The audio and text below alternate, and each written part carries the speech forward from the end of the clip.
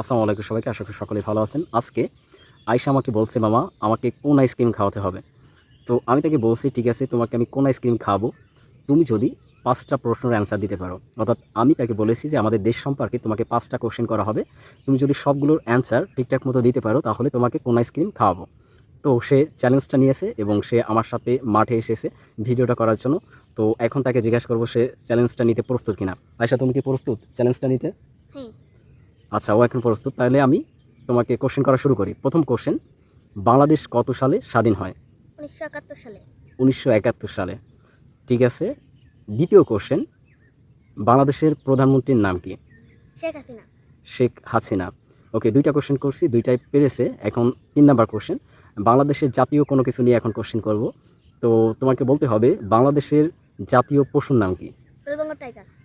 আবার বলো। Royal Bengal tiger. Royal Bengal tiger. ঠিক আছে। আচ্ছা, এখন হচ্ছে 4 নাম্বার কোশ্চেন। আর এইটা যদি পারে তাহলে অনেকটা এগিয়ে যাবে। এখনকার যে কোশ্চেনটা করব সেটা হচ্ছে, বাংলাদেশের বিভাগ কয়টি? 8টি। 8টি। শিওর? হ্যাঁ। ঠিক আছে। এটাও ঠিক হয়েছে।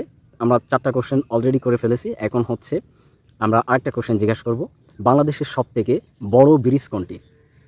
পদ্মা সেতু। পদ্মা সেতু। তো গাইস, 5টা প্রশ্ন করেছি, 5টা প্রশ্নেরই অ্যান্সার দিতে পেরেছে। তো পদ্মা সেতু কখনো গেছো? গেছি। গেছো না? আচ্ছা, হ্যাঁ, ও হচ্ছে পদ্মা সেতু একবার ভিজিট করছে, এই জন্য মনে হয় পারছে, কারণ এটা একটু হার্ড ছিল।